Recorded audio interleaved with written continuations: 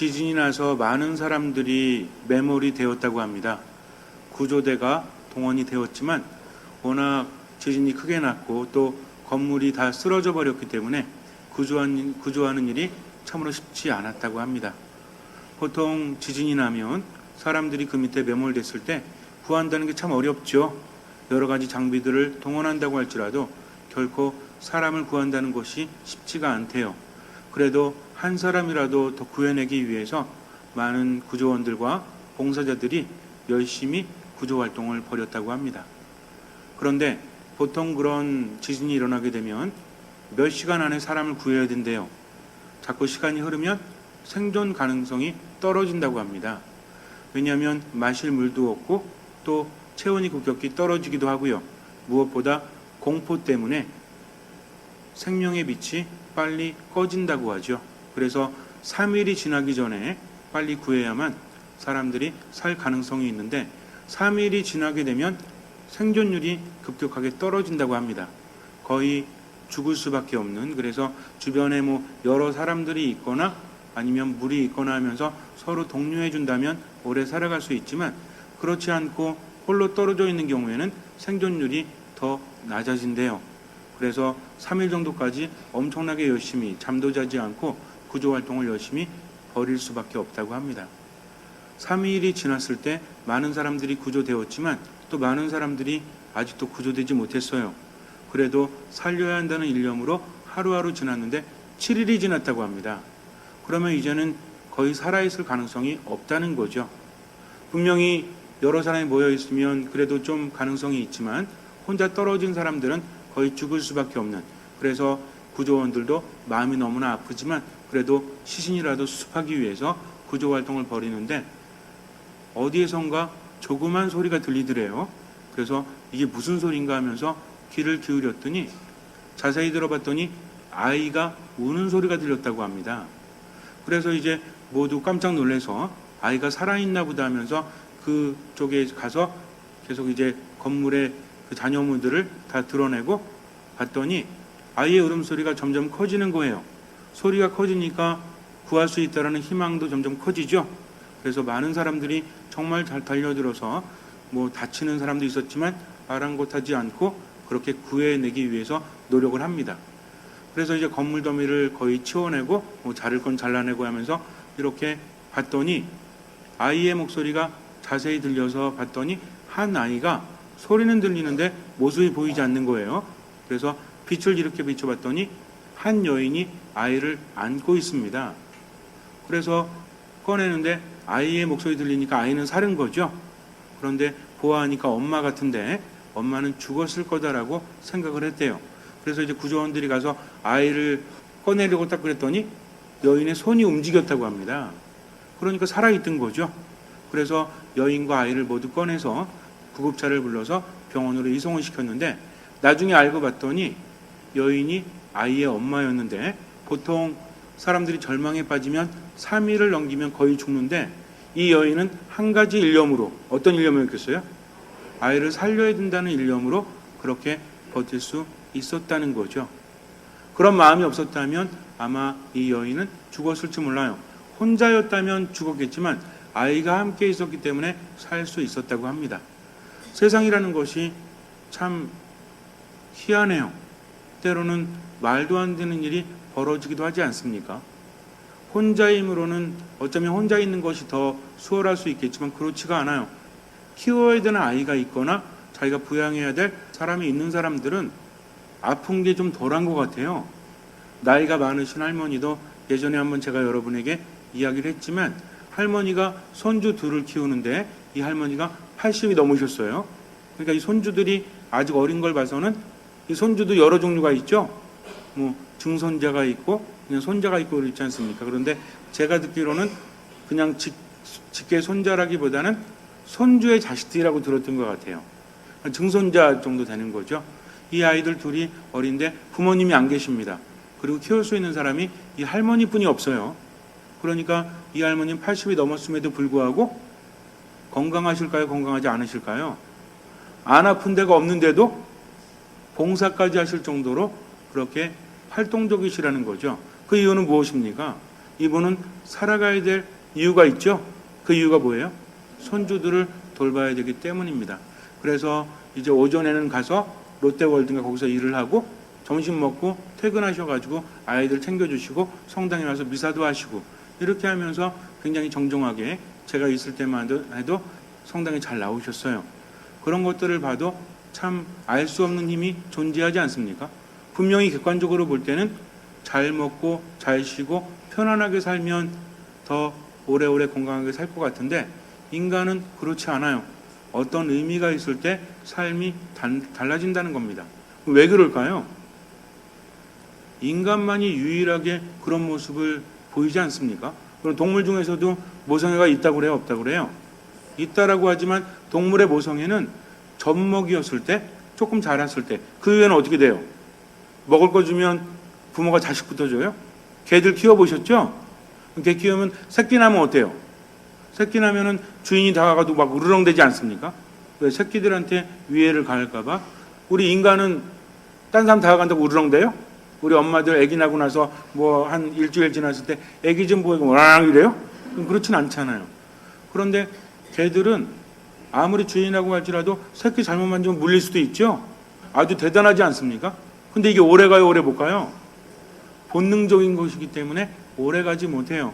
그래서 개 새끼들이, 붙여서 말하면 좀 이상하죠, 그죠? 이 강아지들이 조금 커가지고 성견 정도 되면 먹을 거 갖고 서로 싸워요, 안 싸워요? 싸우지 않습니까? 먼저 자식이라고 주는 거 없어요. 그런데 인간은 죽을 때까지도 자식에 대한 마음이 남아있지 않습니까? 그래서 가장 큰 사랑 중에 하나라고 하는데 저는 그 이야기를 들으면서 이런 생각을 했어요. 왜 그럴까? 도대체 왜 인간은 이렇게 모성애, 부성애가 강한 것일까? 왜 그럴까요? 그렇죠. 바로 우리가 부모가 자식을 닮듯이 하느님의 모성대로 창조되었기 때문에 그래요. 우리가 자식을 그만큼 끔찍이 여기는 것처럼 누구도 끔찍이 여긴다? 하느님도 더 끔찍이 여기기 때문에 그렇죠. 그런데 이런 부모의 사랑이 인간에게 영향을 미치겠습니까? 미치지 않겠습니까? 미칠 수밖에 없다라는 거죠. 여러분들 분리불안이라고 들어보셨어요?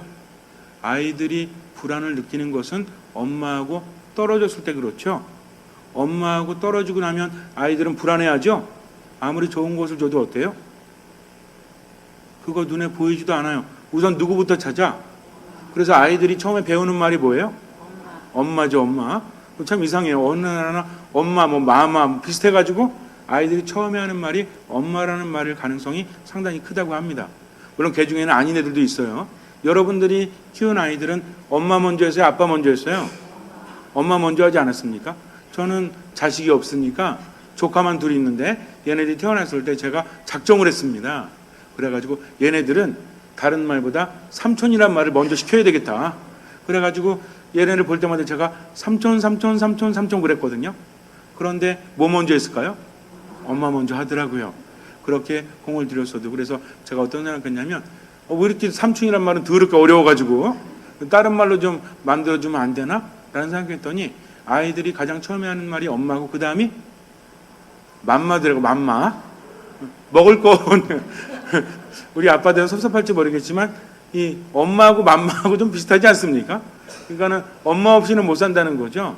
아주 조그만 아이들은 엄마 없이 못 살아요. 아빠 없이는 살 가능성이 그나마 있지만 뭐 제 말이 틀릴 수도 있어요. 뭐 애를 낳아봤어야 알죠.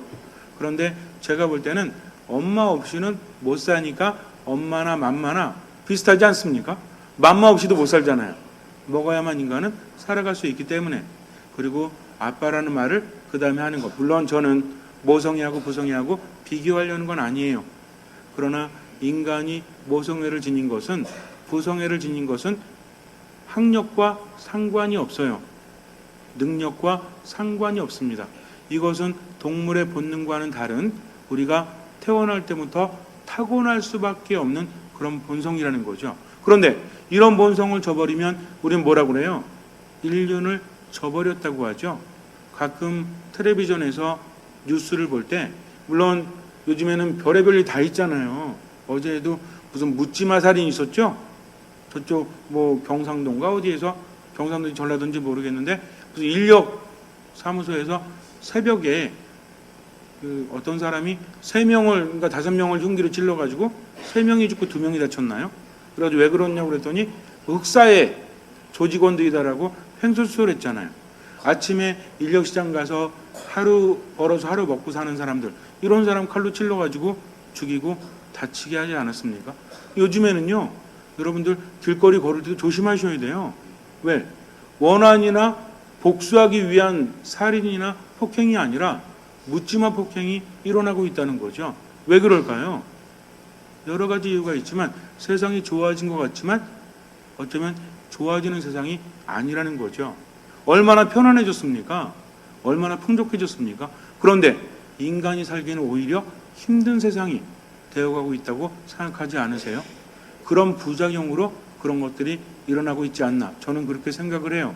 근데 문제는 뭐냐면 그런 특별한 부작용도 있지만 우리들 삶 안에서 번져가는 행복하지 못하게 하는 요소들이 있어요, 없어요? 있잖아요. 우울하게 만들고 공허하게 만들고 화나게 만드는 것들이 물질적인 풍요도 이루어졌음에도 불구하고 점점 그 골이 깊어간다는 것입니다. 왜 그럴까요? 하느님으로부터 분리되었기 때문에 그래요. 인간은 그렇습니다. 그래서 어렸을 때 엄마나 아빠의 사랑을 듬뿍 받지 못하면, 그래서 아이들 많이 안아주라고 하죠. 엄마가 많이 안아줘야 되는 것은 아이의 심장과 엄마의 심장이 가까운 일직선상에서 이렇게 뭔가를 느낄 때 아이들은 편안함을 느낀다고 합니다. 그러다 보니까 애들이 어디서 가장 편안하게 자요? 제가 어느 날 이렇게 봤더니 제 동생이 조카를 이렇게 업고 있는데 얘가 목이 거의 떨어지려고 하더라고요. 이렇게. 보통 엄마들이 업고 뭐 설거지 같은 거 하면 애들 어때요? 자다가 보면 이래가지고 이렇게 떨어지잖아요, 목이. 그럼 불편해요, 안 불편해요? 제가 아니 애를 왜 이렇게 재우냐고 빨리 애를 좀 놓으라고 해가지고 눕혔어요. 그랬더니 어때? 깨가지고 울고 난리가 난 거죠. 그래서 다시 엎어졌더니 어때? 자네? 제가 볼 때는 어떤 자세가 편해요? 여러분들 생각해 보세요. 침대에서 이렇게 편안하게 누워서 목을 딱 받쳐주는 그런 게 또 편합니까? 아니면 엄마 등에 엎여가지고 목 거의 떨어지려고 할 때 어떤 게 더 편해요? 어른이 볼 때는 침대가 편한데 아이들은 어떻게 편한 거야? 자세가 불편해도 엄마의 등이 편한 것이 아니겠습니까? 추운 겨울날에 엄마가 떨면서 길을 가도 등 안에 있는 아이는 땀을 흘릴 정도로 편안히 잠을 잡니다. 그게 편하기 때문이죠. 그래서 아이들은 어느 정도 때가 될 때까지는 엄마 품에서 떨어지면 분리불안을 느끼고 이 불안감은 성인이 돼서도 엄청나게 영향을 미친다고 합니다. 우울증이 올 확률도 높고요. 그리고 정서가 불안할 확률이 높은 것은 어릴 때 엄마로부터 충분히 사랑받지 못했을 가능성이 높다는 거죠. 반드시 그렇다는 건 아니에요. 그래서 그럼 나도 요새 막 불안하고 그러니까 어렸을 때 엄마가 안 안아줬나? 그래 엄마한테 전화해가지고 왜 안 안아주셨어요? 이러는 얘기가 아니라 우리 인간은 엄마 품 안에 있을 때 굉장히 편안함을 느낄 수밖에 없고, 그러다 보니까 뭔가 힘들고 괴로우면 누구 생각이 나요? 엄마 생각이 나지 않습니까? 물론 이럴 때 또 아빠 생각난다고 하시는 분도 있는데 뭐 엄마나 아빠나 상관없이 내가 편히 쉴 수 있고 나를 보호해 줄 수 있고, 그리고 또 뭐예요? 절대로 나를 버리지 않을 분들이 그분이기 때문이죠. 우리는 왜 편안함을 느낍니까? 엄마 품에서 아빠 품에서 왜 편안함을 느끼죠? 애인하고 껴안고 있을 때하고 엄마 품에 안겼을 때하고 어느 때가 더 편해요? 왜요? 왜냐하면 나를 버리지 않을 뿐이잖아요. 애인은 나를 버릴 수 있어요, 없어요? 의식 차원이 아니라 무의식 차원에서 우린 느끼고 살아간다는 겁니다. 여러분들 평상시 살아갈 때 너무 힘들고 괴로울 때 왜 그런지 모를 때 있죠? 나도 나를 모를 때 있어요, 없어요? 이런 것들은 어디 문제라고 그래? 의식이 아니라 무의식 안에서의 문제라고 말하기도 하잖아요. 그러다 보니까 어린 시절을 살펴보기도 하고요. 어린 시절의 문제가 지금까지 왔다. 그런 얘기 들어보셨죠? 태행이 일어났다 뭐 이런 얘기 들어보셨습니까? 고착이라든지 태행이나 이런 것들이 일어난다. 그래서 어릴 때 충분히 사랑받지 못하면 불안감이 커지기 때문에 힘들게 세상을 살아갈 수도 있다라는 거죠. 이런 얘기들이 요새 굉장히 많이 나와요. 그래서 내 안에 있는 내면의 치유를 위해서 상처받은 어린 나이에 대해서 살펴보는 그런 프로그램도 있습니다. 어쨌든 중요한 것은 우리가 증명할 길은 없지만, 물론 이렇게 뭐 심리학적으로 상담을 하면서 드러내기도 하지만 과학적인 증명도 이루어지고 있어요, 요새는. 그래서 어릴 때 엄마가 많이 안아주고 이렇게 하면서 애착관계, 초기 양육자인 엄마하고의 애착관계가 제대로 되는 애하고 제대로 되지 않은 애 중에서 어떤 아이들이 요즘에 뭐 ADHD 이런 거 있잖아요. 정서불안이나 이런 거를 겪을 확률이 높은가를 봤더니 당연히 현저하게 엄마 품에 많이 안겨보진 않은 아이들이 정서불안을 많이 느낀다더라 라는 그런 조사 결과는 있습니다. 어쨌든 우리가 증명하지 않아도 아는 거죠. 엄마 품 안에서 편히 쉴 때 인간은 참으로 행복하다는 것을. 왜냐하면 하느님께서 그렇게 만드셨기 때문입니다. 그러면 분명히 말씀드리지만 아이가 엄마 품 안에서 편히 쉴 수 있는 것은 엄마로부터는 버림받지 않고 어떤 경우에라도 나를 지켜준다는 것을 본능적으로 알기 때문이죠. 그러면 하느님은 어떠십니까? 하느님께서는요, 이스라엘 백성을 통해서 지금 우리에게 분명히 말씀하십니다. 어미가 젖먹이를 어찌 잊을 수 있겠느냐. 그러나 설사 어미가 젖먹이를 잊는다고 할지라도 나는 너희를 잊지 않겠다라고 말씀하십니다. 얼마나 기가 막힌 말씀이에요. 내 죄가 아무리 많다고 할지라도 돌아오기만 하면 그분은 받아주신다는 거죠. 우리가 살면서 힘든 이유는 무엇입니까? 힘든 이유는 하느님 안에 머물지 않기 때문이라는 거죠. 단순히 신앙적인 명제가 아니라 인간은 그렇게 만들어졌다는 거죠. 우리는 영적인 능력을 지니고 있기 때문에 깨달을 수 있는 지혜가 분명히 있습니다. 삶이라는 것은 원인과 결과가 확연하게 드러나는 겁니다. 아무런 이유도 없이 분명히 충족이 됨에도 불구하고 내 안에서 뭔가 결핍된 것을 느낀다면 그것은 하느님 안에 머물지 못하기 때문에 그래요. 그런 것들은 절대로 충족되어질 수 없습니다. 오로지 하느님 안에 있을 때만 편안할 수 있고 행복할 수 있다는 거죠. 근데 문제는 뭐야? 하느님 안에 머물지 못하고 하느님 떠나서 오래 살다 보면 돌아가야 된다는 것을 알면서도 그러지 못하기에 방해하는 자가 누구예요? 이게 사탄이라는 거죠. 야, 종교라는 게 네 삶을 억압하는 거지. 뭐 주일날 꼭 성당에 꼭 나가야 돼? 그럴 필요 없어. 그냥 살아. 라고 말하면서도 책임져줘요, 안 져줘요?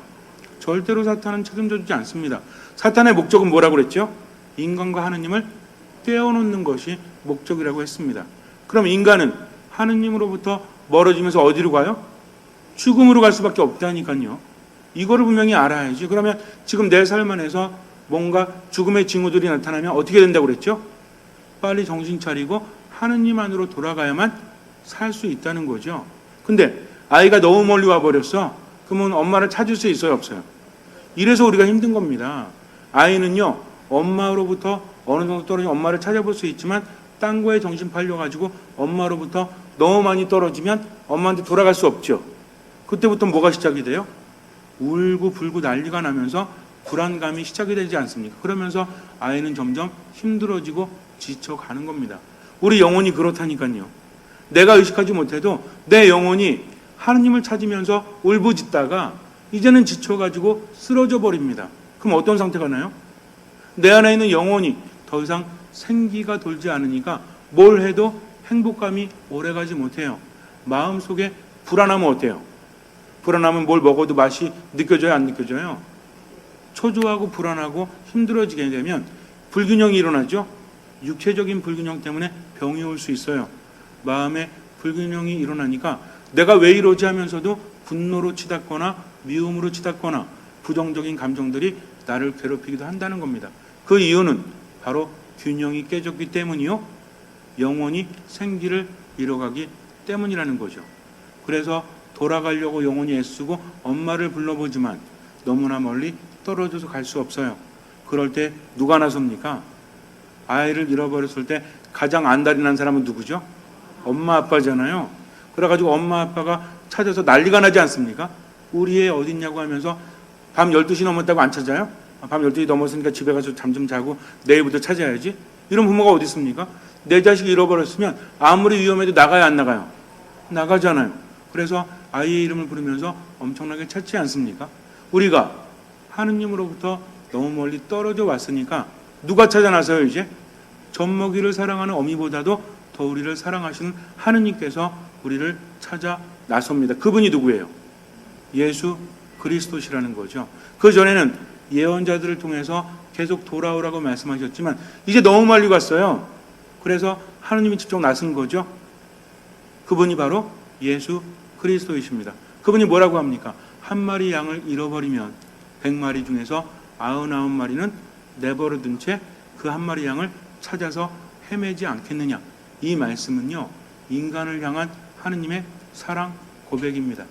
잃어버린 아들은요, 성서의 백미 중에 백미라고 할 수 있는, 그래서 아버지가 아들을 잃어버리고 나서 아들이 아버지를 떠나고 나서 돌아올 때까지 가산 다 탕진하고 돌아올 때 아버지는 학수고대하다가 그 아들을 안아주고 받아주지 않습니까? 그러면서 뭐라고 그래요? 죽었던 내 아들이 살아 돌아왔다라고 말합니다. 이것이 바로 주님께서 우리에게 말씀하시는 거죠. 너희가 나를 떠나면 너희는 어떻게 된다? 죽는다. 너희를 귀찮게 하려는 것이 아니라 너희는 내 안에 머물러야만 살 수 있도록 만들어졌는데 왜 자꾸 나를 떠나느냐 이거죠. 그러면서 하느님께서는 우리가 당신 품으로 돌아오기를 바라세요. 왜? 자식이 죽어가는 꼴을 어찌 부모가 볼 수 있겠습니까? 그래서 하느님께서도 우리가 죽어가는 꼴을 볼 수 없기 때문이죠. 오늘 예수님께서 뭐라고 하세요? 내가 진실로 진실로 너희에게 말한다. 내 말을 듣고 나를 보내신 분을 믿는 이는 무엇을 얻고 영생을 얻고 심판을 받지 않는다. 그는 이미 죽음에서 어디로 건너갔다? 생명으로 건너갔다라고 말씀하십니다. 즉 그분의 말씀을 듣지 않고 그분을 믿지 않는 사람은 어느 상태에 있다? 죽음의 상태에 있다니까요. 그런데 그분의 말씀을 듣고 그분을 믿는 사람은 이 죽음의 상태에서 어디로 간다? 생명으로 간다. 어디 안으로 간다는 얘기예요? 하느님 안으로 간다는 거죠. 그러면 인간에게 생명력이 떨어지면 그 인간은 어떻게 돼요? 죽잖아요. 어떤 것이 생명이라고 합니까? 우리가 살아가면서 즐겁고 행복하고 평화롭고 이건 생명이에요, 죽음이에요? 근데 이 생기가 사라지면, 몸의 생기가 사라지면 평화로워요? 영혼의 생기가 사라지면 평화롭습니까? 아니라니까요. 마음의 생기가 사라지게 되면 힘이 떨어지는 거죠. 힘이 떨어지면 어때요? 점점 죽음으로 가고 그 사람은 힘들어질 수밖에 없다라는 겁니다. 우리 안에서 영혼 없어지고 몸 없어지고 마음 없어지면 뭘 갖고 살아갑니까?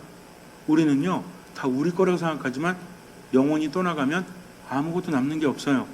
그래서 하느님 안에 영혼이 머물 때 나머지도 얻을 수 있다는 거죠. 자꾸만 사탄의 꼬임에 넘어가가지고 이렇게 생각하지 마세요. 하느님 안에 머문다는 게 무슨 맨날 기도만 하고 내 삶에 재밌는 거 하나도 없고 이런 것 같지만 그렇지 않아요. 우리가 하느님 안에 머무는 것은 오히려 힘을 얻고 치유받기 위해서입니다. 그렇게 하느님께로부터 치유받고 힘을 얻으면 나가서도 제대로 살 수 있어요, 없어요? 아니 뭐 나이트클럽에 놀러 가도 뭐가 있어야 놀아? 걸을 힘도 없는데 가가지고 음악 소리 나면 어떻게 춤출 거예요? 그러니 노는 것도 뭐가 있어야 논다? 힘이 있어야 놀지. 밖에 놀러 다니고 싶으시죠? 봄, 여름, 가을, 겨울 되면 무슨 놀이다 해외도 좀 나가야 되고 놀러 가고 싶죠? 뭐가 있어야 돼? 힘이 있어야지. 힘 없으면 못 놀아. 그러니까 가장 중요한 것은 내 안에 생명력이 넘쳐 흘러야 나머지도 누릴 수 있다. 그래서 예수님 뭐라고 하십니까? 먼저 하나님의 나라와 그 일을 구해라. 그러면 나머지도 엄청나게 받게 될 것이다. 근데 왜 자꾸만 얻지도 못할 것을 달라고만 하느냐? 지혜롭게 기도하라는 거죠. 우리는 알아야 돼요. 그래서 하느님 안에 머무는 것과 예수님의 말씀을 듣고 살아가는 사람은 죽음에서 어디로 간다? 생명으로 간다. 그리고 하느님은 어떤 분이시다? 우리를 절대로 잊지 않으시고 버리지 않으시고 나보다 더 나를 사랑하시는 분이시다. 그러니 신앙 안에 머문다는 것은 행복입니까? 아니면 나를 억압하는 또 나를 옥죄는 족쇄입니까? 행복이라는 거죠. 자꾸만 잘못 생각해가지고 주일날 거룩한 미사를 하면서 힘을 받을 수 있는데 귀찮아서 안 나오는 것, 하느님의 말씀을 실천하지 않는 것, 이 모든 것들이 결국 내가 생기를 잃어가는 것이라니까요. 근데 꼬임에 빠져가지고 안 하면 됩니까? 안 됩니까? 안 된다는 거죠. 그래서 우리가 세상은 그래요. 때로는 귀찮아도 해야 될 게 있죠. 그걸 해야만 살 수 있기 때문에 그래요.